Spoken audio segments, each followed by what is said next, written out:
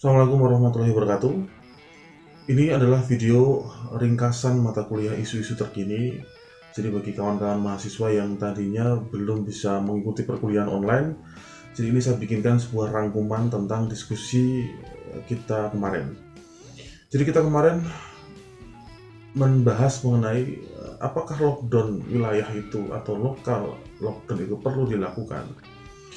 Pada dasarnya ada dasar yang perlu kita acu. Yang pertama adalah Undang-Undang Nomor 6 tahun 2018 di bab 7 di pasal 49 mengatakan ada tahapan-tahapan. Yang pertama adalah karantina rumah, kemudian karantina wilayah, karantina rumah sakit, dan pembatasan secara berskala besar. Nah, itu menjadi salah satu tolok ukur kita untuk menilai seberapa jauh kita harus melihat apakah perlu atau tidaknya. Jadi kawan-kawan mahasiswa sudah memberikan argumentasinya dengan sangat baik, dengan sangat lugas dan sangat cerdas, sehingga tugas saya di sini adalah memberikan benang merahnya. Jadi saya melihat dari sisi budayanya, kalau itu terjadi di Indonesia, kalau itu terjadi di wilayah kita, lockdown itu memang berat secara dampaknya, tetapi cuma ada dua pilihan itu. Indonesia bisa menghidupkan perekonomian nantinya, tetapi Indonesia tidak akan pernah bisa menghidupkan orang mati. Artinya lockdown harus bisa ditetapkan, tetapi kita juga mempertimbangkan batasan-batasan yang harus dilakukan.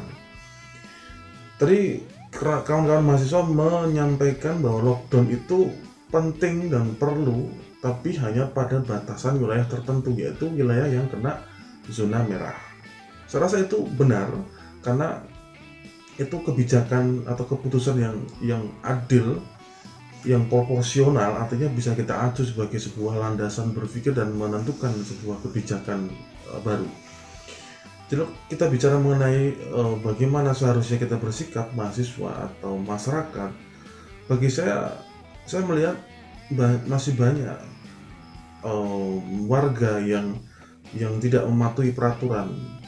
Mereka sengaja keluar rumah, mereka sengaja untuk melanggar aturan itu. Bahkan ada beberapa orang yang sengaja melakukan sebuah pesta pernikahan atau pengajian atau sifatnya yang mengundang begitu banyak massa. Mereka tahu itu melanggar aturan, tapi mereka lakukan itu. Itu bukti bahwa kesadaran kita sangat minim terhadap kondisi bencana yang luar biasa ini. Jadi isunya adalah bagaimana kita menyikapi sebuah dampak itu. Jadi poinnya di situ. Satu, bagaimana kita mengaplikasikan sistem manajemen yang terjadi di lapangan ketika lockdown wilayah itu diterapkan. Pemerintah harus berpikir secara kontekstual bahwa ini harus terjadi karena kondisi darurat. Nah, saya yakin Indonesia negara besar, Indonesia mampu untuk berdikari, mampu untuk mengatasi masalah ini. Tetapi yang Indonesia lemah adalah bagaimana rakyatnya itu justru tidak pernah patuh kepada aturan itu. Yang patuh justru lebih kecil daripada yang tidak patuh, sehingga kita kesulitan. Ya, hanya ada dua cara tuh, lockdown atau tidak. Kalau di lockdown sebenarnya bukan itu tujuannya. Lockdown itu ditetapkan untuk mengisolasi para warga yang ngeyel, yang masih berkeliaran di luar.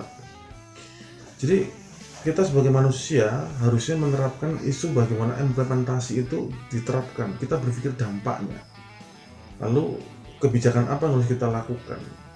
Di rangkuman ini adalah sebuah perjalanan panjang ketika tadi kita diskusi membahas mengenai isu-isu terkini. Sekarang isu yang paling viral adalah tentang COVID-19. Itu sudah tidak bisa dielakkan. Jadi bagaimana dampak itu kepada ekonomi, sistem budaya, pendidikan, politik, psikologi, hukum, informasi, komunikasi, begitu banyak dampak-dampaknya. Sehingga kita bingung akan mulai dari dampak yang mana. Jadi pada akhirnya adalah kita harus mendeteksi bagaimana solusi dan implementasi itu diterapkan di lapangan. Dampak itu ada dua tuh, dampak psikologis dan dampak non psikologis. Kita lihat secara dampak psikologisnya dulu. Dampak psikologis ketika lockdown wilayah jelas itu berpengaruh pada tingkat kesetresan semakin tinggi. Tapi dampak non psikologis itu justru malah budaya ngeyel kita semakin tinggi juga itu. Jadi keputusannya adalah dalam perkuliahan kali ini adalah lockdown secara lokal wilayah itu wajib dilakukan. Itu kesimpulan dari teman-teman mahasiswa. Sehingga para aktivis, para anggota dewan daerah atau pusat itu mampu untuk mendengar suara mahasiswa. Itu yang paling penting di situ. Jadi bagi saya mahasiswa itu adalah reformer negara, dia intelektual muda yang harusnya didengar semua aspirasinya. Itu negara bisa berubah baik atau buruk karena mahasiswa itu. Ya, tergantung mahasiswanya. Kalau mahasiswa intelektualnya bagus, ya akan baik itu. Makanya dengan adanya isu-isu terkini ini, saya ingin mengajak semua kalangan mahasiswa untuk berpikir kritis. Tidak hanya sekedar berteori, tetapi kita juga cari solusinya. Kita berteori oke, kita berpraktek oke, tapi kita juga pintar untuk menerapkan implementasi ke lapangan. Sekarang belum bisa ke lapangan karena kondisi seperti ini, tapi minimal kita memberikan analisis yang tajam. Tajam itu bukan berarti galak. Tajam itu adalah bagaimana mengkritisi secara detail apa yang terjadi di lapangan. Nah, analisis itu berujung kepada bagaimana penetapan sebuah kebijakan. Jadi poinnya adalah bagaimana kita menganalisis dampak itu secara masa depan, secara jangka panjang itu. Saya kira itu kawan-kawan kesimpulannya. Semoga apa yang didiskusikan tadi kita bisa memetik hasilnya, manfaatnya, dan banyak juga nanti yang akan kita diskusikan lagi. Serasa cukup. Terima kasih. Assalamualaikum warahmatullahi wabarakatuh.